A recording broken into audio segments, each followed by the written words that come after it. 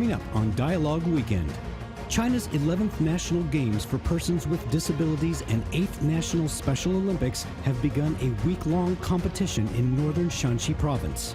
What is the spirit of the athletes, and how are lives of disabled people in China?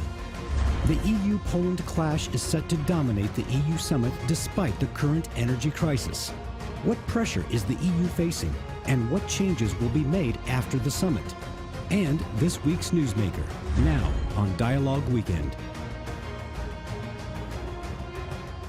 Hello and welcome to this edition of Dialogue Weekend. I'm Xu Jinduo.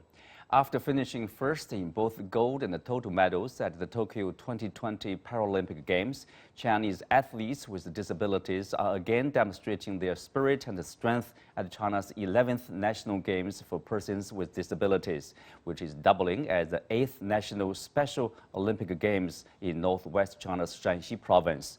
In what ways do the disabled benefit from participating in sports, and what services and support does China provide for the disabled, who account for more than 80 million people in the country? To understand more, I'm joined by Paul Dong, CEO of EI Asia Limited, Victor Gao Zhikai, Chair Professor of Suzhou University, and Rick Denham, former White House correspondent for Business Week. Welcome to the show, gentlemen. I will start with you, Paul Dong. If you look at this year's event, obviously there's some change in terms of the scheduling of the events. For example, the Games for the Persons with Disabilities is 3 weeks after the National Games instead of this 2 years interval as in the past. And also you see the integration of the athletes, with or without the disabilities, like the torch relay over there. So what do you make of these changes? Chindu, I think the changes have reflected historically how China would be ready to align its own agenda of its own national games and national games for disabled and Special Olympic Games. And finally, I don't think it will change again. I think it's finally settled down. Although the previous national games in Tianjin and then followed by the Games for Disabled Persons and also the Special Olympic Games for China on the national level was still held in Tianjin, the same city, but not in the same year. But we understand the principle now, which will be staying very consistent for quite a while, for many years, that the national games of China, as well as the Paralympic Games style competitions of the country, will try to stay about 3 years ahead of the Olympic Games and Paralympic Games. Simply because Tokyo's 2020 was delayed by a year, and now China's national games and China's national games for disabled people and Special Olympics are happening in the same year as Tokyo 2021 or 2020, but China actually has followed its own schedule. It's previously designated already that if you look at Tokyo, you are familiar that Tokyo Olympics from late July to early August to mid-August, and then very quickly from early September to the middle of September in Tokyo for the Paralympics.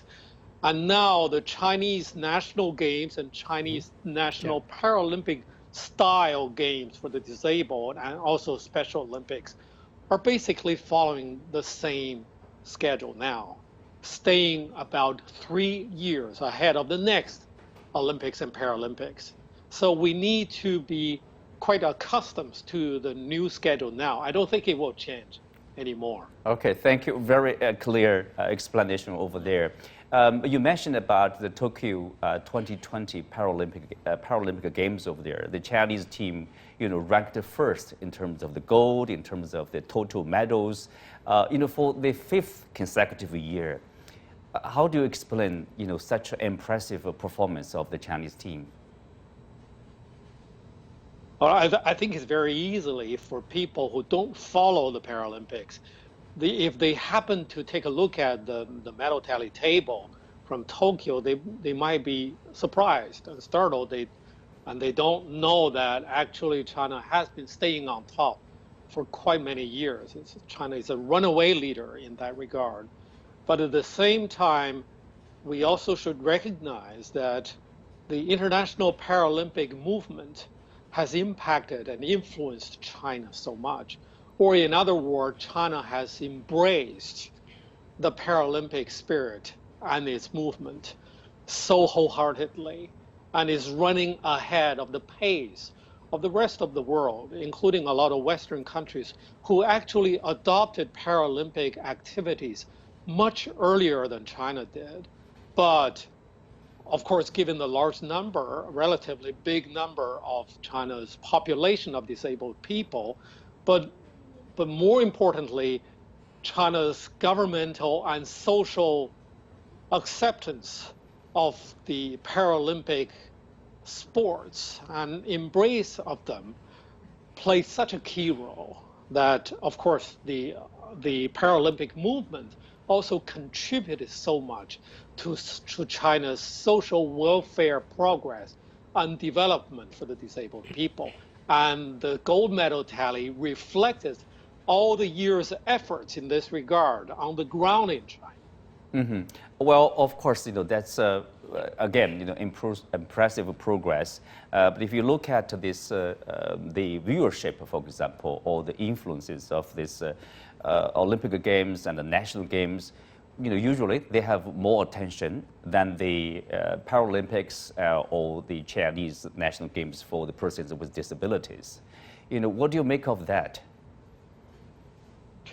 I think we should live with it. We should accept it, but while we don't give up, doing more and giving more efforts in promoting the Paralympics. If you read the official news releases by the International Olympic Committee, the International Paralympic Committee, as well as the organizing committees of the host cities from Tokyo to Beijing, you will naturally get from the lead sentences of each press release that Beijing will be the host of two games, not the Olympic Games only. The Paralympic Games are always putting together alongside with the Olympic Games. But if this is delivered by professional news outlets to the general public, and people would find that the Paralympic Games very likely to be missing from the lead communication lines. And I think we should work harder to make a change to this habit.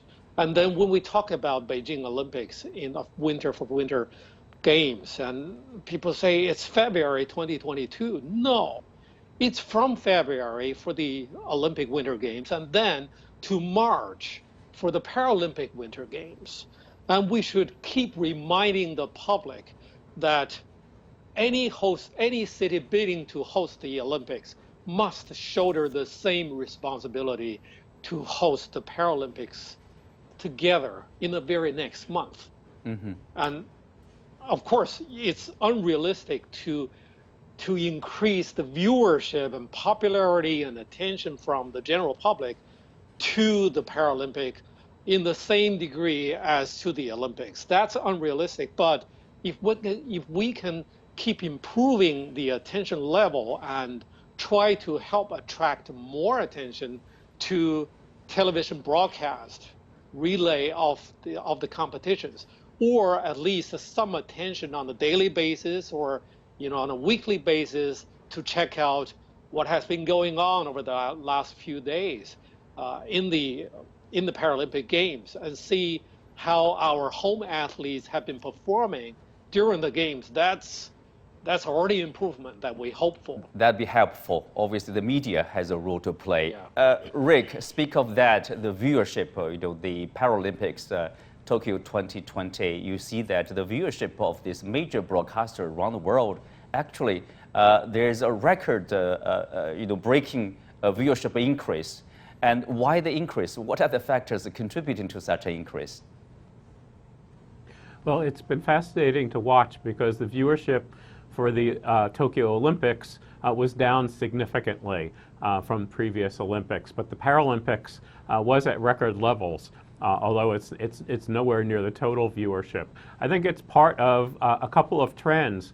One is in terms of sport, that people around the world are accepting the Paralympics as legitimate, important, and dramatic sports. So I just think that there is much more viewership overall of sporting events around the world and international sporting events. In the United States, you can see football from Europe. You can see events from around the world that were not really available or as popular years ago. The second, I think, is a global trend of accepting people who are called disabled, but I have a friend who runs an organization called Respectability in the United States, a global organization, and it is because people have different abilities. And I think to see the people conquering their challenges and accomplishing things is very dramatic, and I think that there's a societal shift around the world to embrace this. So while the total viewership is lower, I think it will continue to grow, and I think as the media pays more attention and considers this, as our previous guest said, as part of the Olympic Games, the Paralympics and the Olympic Games together, I think it will continue to grow. Very positive, of the situation. So, Victor, ultimately, it comes down to the issue of what a nation or government do, basically all the people do to create such a good environment, I would say, for the convenience, for the easiness of the people with some disabilities to, for example, find a job, to work, to access to education, all the services, to join the sports events. What has China done in that respect? Well, I would say over the past several decades, China has done a lot to help the people with disadvantages and disabilities. Why? Because I think the principle should be that people with disabilities should be respected and given all the equal opportunities as people without disabilities. And rather than, for example, being put under discrimination, etc., they should really enjoy equal access. Therefore, I think education is a key. We need to provide equal access to education to all the people with disabilities, and also creating more jobs for them. In China, there is a special way to give incentives to companies, to employers, which will employ people with disabilities, and this actually helps a lot. There are special programs to train companies to recruit people with disabilities, to help them normalize their lifestyle, to earn a decent living standards, for example. And all this is very much important in China. Also, society should give equal treatment and full decency and respect to people with disabilities, and in this way they can really enjoy their life. And I would say the Paralympics is really a very golden opportunity for people throughout China, throughout the world, to see these wonderful athletes with disabilities to excel and to thrive and to want to do wonderful things. They can achieve glories as people without disabilities. Exactly. Well, on that note, let's move on to Europe.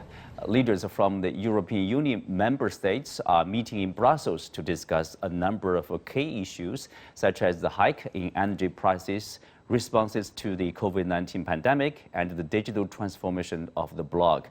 However, the summit may be overshadowed by the ongoing showdown between Warsaw and Brussels. Poland and the EU have clashed over the implementation of the rule of law for several years. So what's so special about these disputes this time, and why are EU leaders particularly concerned? And can they reach a consensus on measures to counter surging energy prices? For this part, I'm joined by Daniel Gross, Director of Center for European Policy Studies. Welcome, Daniel. Well, this. Thanks, Yeah, tell us about now at what stage about the dispute between Poland and the European Union. There are talk of punishment, in three areas, and what's the response from Poland? The Poles, of course, as represented by their government at least, are objecting to any form of punishment. They are saying we have an independent constitutional court, and when that court finds part of the European treaty is incompatible with our own Polish constitution, we have to accept that. And you, European Commission, you cannot just punish us for that. And I think that is, on the face of it, a very legitimate position. People are also talking about, in a, I would say, unlikely situation, Poland may choose to follow the UK, for example, for exit of the European Union. How far is that? Probably far-fetched an idea? That is, for the time being, a very far-fetched idea, because the problem is that at least opinion polls say that a big majority of Polish people want to stay in the European Union. But its government says there are certain things about the EU which we don't like, and that is the real problem. Not that Poland wants to exit, but maybe sooner or later that somebody in the EU wants that Poland leaves the European Union. What's behind, if you look at the fundamental reason, there's disputes not only between the EU and Poland, but also EU with, for example, Hungary, Eastern and Eastern, Central and Eastern European countries over there. So what are the fundamental differences, from other countries like, in the West and in Northern Europe? The key point is that the treaties of the European Union assume certain common values, and the key value of that is the independence of the judiciary. The judges should be able to do their work without being influenced by political considerations. Now, in Poland, the government has just changed certain laws about the judiciary. It has stuffed the Constitutional Court with people who are not very good lawyers or not very good judges, but who are loyal to the ruling party. And that is something which the EU objects to very strongly. There's a big majority in the European Parliament to do something about this. But practically speaking, it is very difficult to do something about it, because how can you force a government to make the judiciary independent? It's very difficult to do that from the outside. So looking, judging from what we know or information available right now, what's the likely end of story, to conclude the disputes, without probably hurting too much about the EU solidarity? That is not a story which can be ended and closed. You can only kick this can down the road, as one says. One can hope to find a fudge which keeps us going for the next few years. And then in Brussels, at least, the hope is that at the next election there will be a new government in Poland, and that the new government will be returning to the values of the European Union. So in Brussels we hope just that give us time and maybe the Poles will elect a different government. If that doesn't happen, then all bets are off. Well, Victor, obviously, one of the top priorities is actually not the disputes with Poland. It's actually the energy crisis in this summit. So, do you see any viable solution to this energy crisis, given there are differences among different EU member countries over there? Well, first of all, there is indeed an energy crisis in Europe, as in many other parts of the world. China is also faced with an energy crisis of its own kind.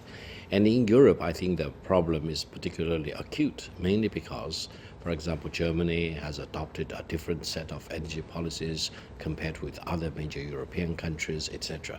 And then the energy prices, including LNG or natural gas, crude oil, they are getting out of the ceiling, for example. So cost is a major problem, availability is a major problem, and sustainability is a major problem. And also because of the lack of capex investment in energy sector for the last few years, there is a major shortage of funding in the capex in energy sector. throughout many parts of the world. So I think this winter will be very, very difficult. Many European countries will need to deal with that, and this may have an impact on the CO2 emission policies that many countries and governments have set for themselves. They may need to become more flexible in terms of, let's say, accommodating more coal use or using other sources of energy, and cut down on their commitments on the CO2 goals as a whole.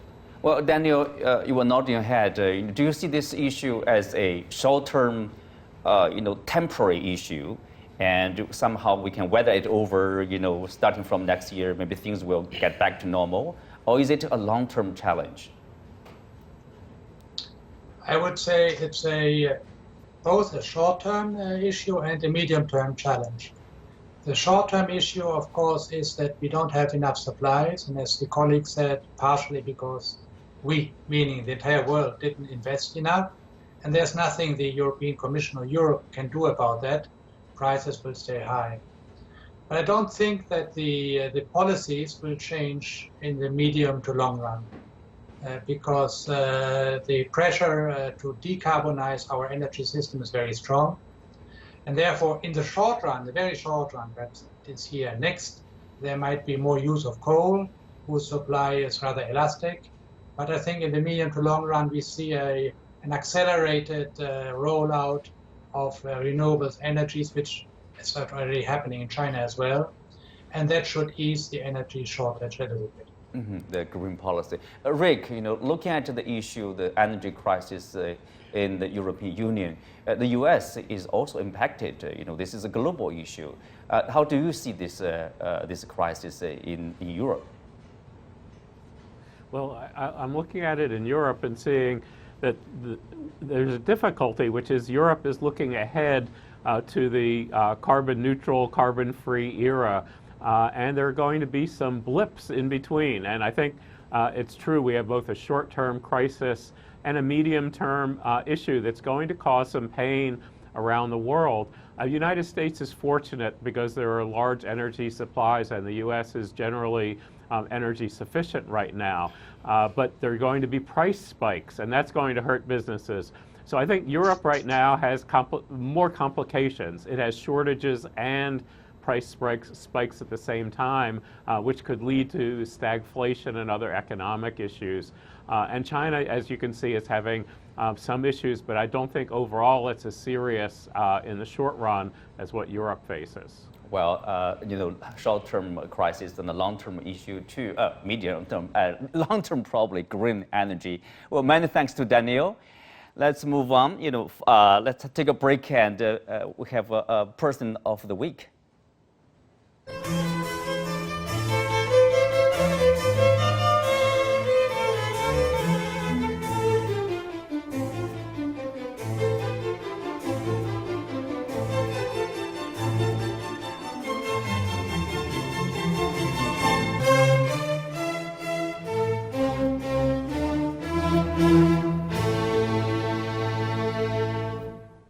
Well, former U.S. Secretary of State Colin Powell has died from complications from COVID-19 at the age of 84.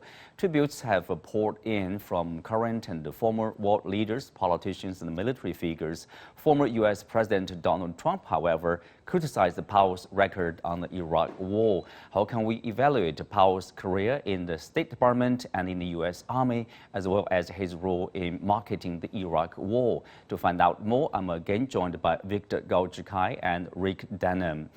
So Rick, Colin Powell, the youngest chief of staff and also the first African-American Secretary of State. So what's his legacy in terms of people's opinion among the public, let's say? Well, I covered him off and on for about 30 years. So I know him well as a public figure, and it's complicated. He's a man of history. He is the first black to be the chairman of the Joint Chiefs of Staff, the youngest man ever to be chairman of the Joint Chiefs of Staff. And that was a historical breakthrough in terms of trying to end discrimination symbolically as well as practically within the U.S. military. And he advised presidents of both parties, disagreed with them at times, was respected for that. He has a much more mixed record as a politician, as Secretary of State in particular. I mean, he was well respected until that day at the United Nations where he followed the script of the Bush administration, where he was convinced to talk about weapons of mass destruction in Iraq that did not exist. And he knew from the moment that the lie of the Bush administration was exposed to the world that that's what he would be remembered for. And he said that to reporters, that he knew that that would be near the top of his obituary. And guess what? He was right.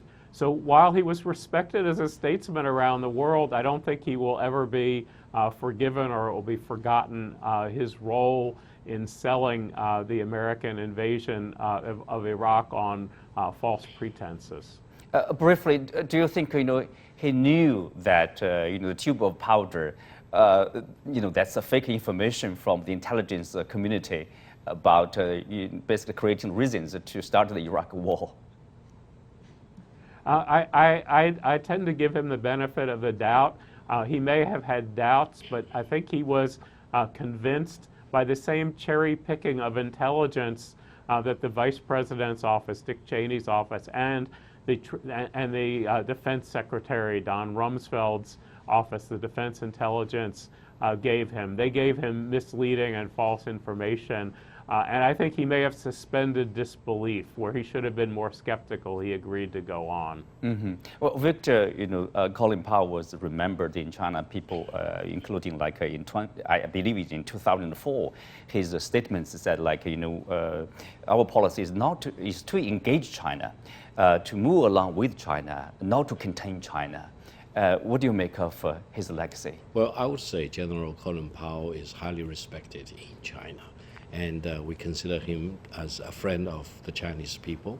And when he raised the accusing finger against Iraq, accusing Iraq of involved in weapons of mass destruction, he probably was doing what a diplomat's job is. A diplomat is an honest person tasked with lying for the stake of your country. So I don't think history will be very nice for him for this particular incident. But other than that, I think Colin Powell is a man of decency, a man of dignity, and a man who broke so many records, and a man who really became an inspiration for Afro-Americans and people of ethnic minorities in the United States and throughout the world. So I think history will be, except for that incident, be very nice for Colin Powell. Lastly, very briefly, Rick, Donald Trump, very different from other politicians. He seems still, angered by what Colin Powell did actually to support Obama as a candidate for the presidential election. And it's true, and I mean, he endorsed Joe Biden and he voted for Hillary Clinton, and Donald Trump never forgives people like that. And the fact that Donald Trump may be right about the Iraq War and what he said gives that legitimacy, but it's really considered tasteless when someone dies to just issue a statement that is very, very critical. And that's just something that's rarely done. Well, thank you, Rick and Victor. With that, we are coming to the end for today's show. Again, many thanks to our guests. You can also watch us on the CGTN app or on YouTube. I'm Xu Jinduo. You can find me on Twitter, Xu Jinduo in one word. Thanks for watching. See you next time.